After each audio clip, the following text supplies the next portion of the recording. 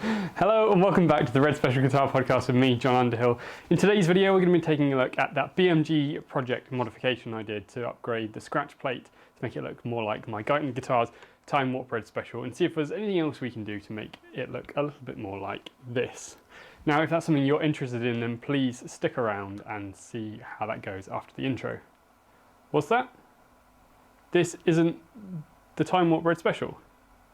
This is the BMG Modified with a tremolo and a roller bridge.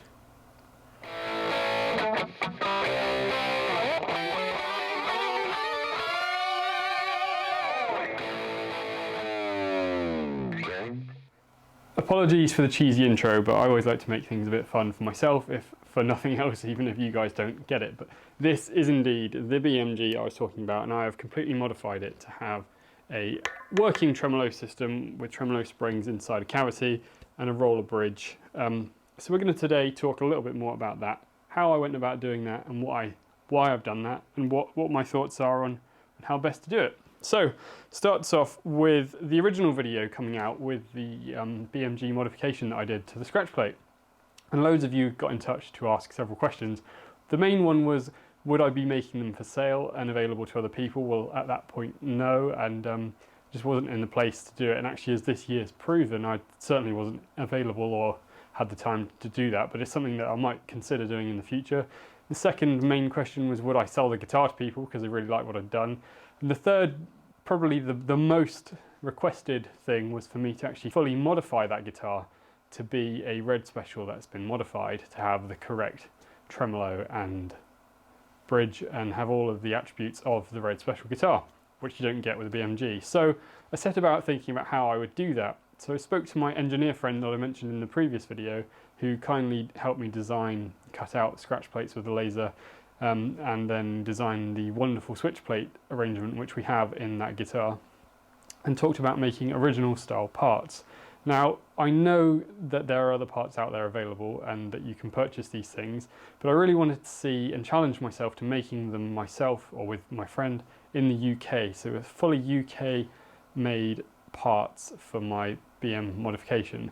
So I did that, and you know, there's information out there on bridges, there's information out there on tremolos. We went with the standard 6-piece bridge. We went for the standard 1-piece tremolo with a custom made tremolo arm which we bent ourselves, and the correct arrangement of bits and pieces, and we designed and made a knife edge to go into a modified BMG. Now, when I first started thinking about how I was going to do all this, I looked for my original inspiration for clues and cues on what to do, and that is SGL Guitars. Simon Jones, who used to be based in Wales but is now based in Portsmouth, still has the information on his website about his first ever Burns modification back in the early 2000s.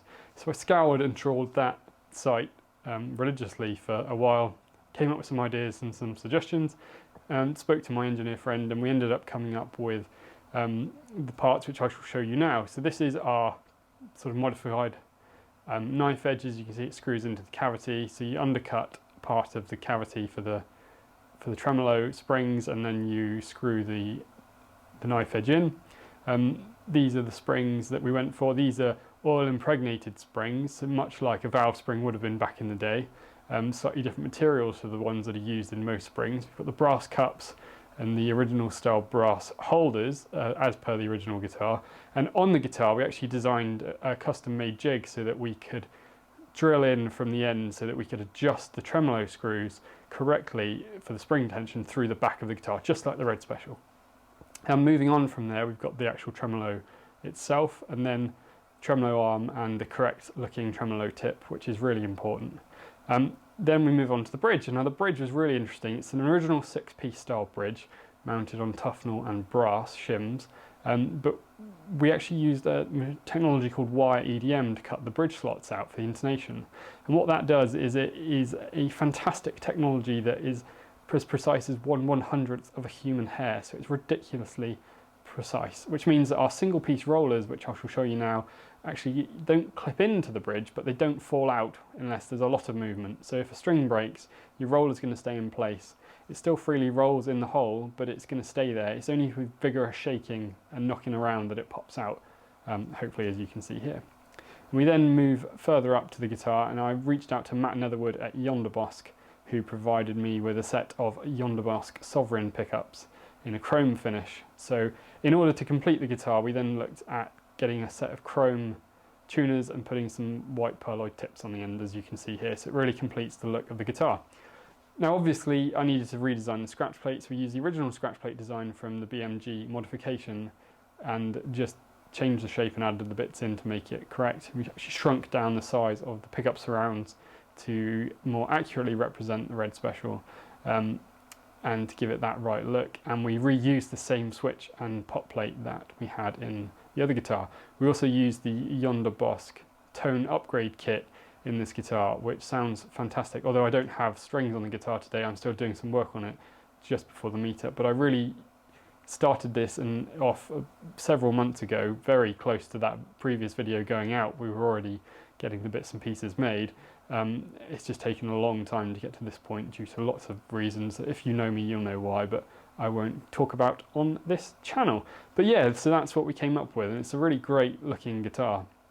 It sounds and feels great when it is strung, and it has all of the wonderful attributes of the Red Special. So one of the main reasons why you would want to do this would be to get the accurate pickup spacings. Now, with the BMG bridge being mounted the way that it is and the shape that it is, means that the bridge pickup has to move forward slightly, which means the pickup spacing for the bridge and middle pickup have to change somewhat in order to be able to have the bridge in the correct place.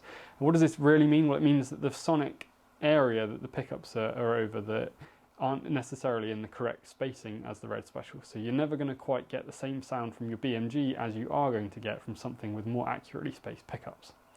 And we really wanted to make sure that we got that right. So we spent a lot of time designing this and making sure that everything lined up properly. And one of the areas that we really spent time on was the tremolo spacing from the rear of the bridge. Now, there's several reasons why, and my testing on doing this shows that if you don't quite get that correct, you can get some unwanted buzz and noise from the back of the tremolo, between the tremolo and the bridge. Now, if the bridge is intonated in the correct space, the tuning of the guitar stays the same regardless, but you can get some unwanted buzzing sounds, acoustically at least, on the guitar if that spacing is too great or too short. So we spent a lot of time measuring and making sure that our angles are correct to remove and reduce that. And you'll see that in some of the other guitars that are out there that have the incorrect space, tremolo to bridge. It's really difficult to see to begin with, but once you see it, you can't unsee it, and it can certainly affect the way that the guitar sounds unplugged. Personally, with my own testing, I haven't been able to hear that through an amp, but it's certainly there when you aren't playing through an amp.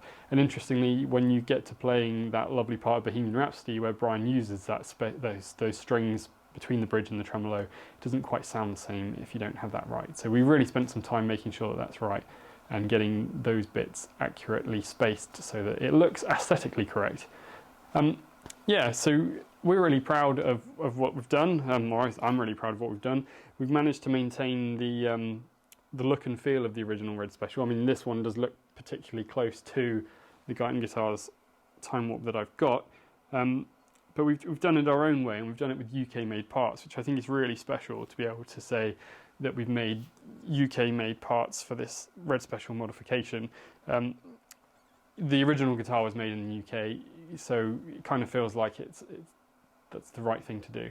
Now, I do have some spare sets of the parts because I have a couple of other guitars that I'm going to modify over the coming months. So one was a donation to me to sell off to raffle for Save Me. So we're going to modify that and get that done, and then online raffled, and all the proceeds from that will go to Save Me. And there's another one I've got, which is just another cheap BMG I found on the internet, which I'm going to do to make it look like it's in the original red. And we've got some other ideas for some of the other ones that have come out. That hot pink one, I've got a couple of plans in mind for one of those, should anyone be interested in helping me do that. But yes, this is the first Red Special Guitar podcast, Red Special modification, which seems like an absolute handful or mouthful to say. So I'm going to call this an RS mod, and I've come up with this little logo here, which is taking Red Special modification, mods, the mod logo, the RAF logo, RS Mods UK because it's in the UK, and a little tagline which I hope you will enjoy, and that is here. And that is RS Mods UK, mods for rockers. it's a bit playful. I quite like it. It made me smile when I made it, or had it made. Worked with some people on that. Yeah, I hope you enjoyed it. But anyway, that's enough rambling on from me today. I hope you've enjoyed this video. If you have, then please consider liking, subscribing, and signing up to the podcast. If you want to help the channel grow, you could also become a podcast patron. There are loads of you now, and thank you all of you for supporting this channel. And we've got some great videos coming out really soon. The next one will be the US 2023 Queen Brian May rig rundown, which was just the most amazing thing to film and be a part of, and I can't wait for you all to see that.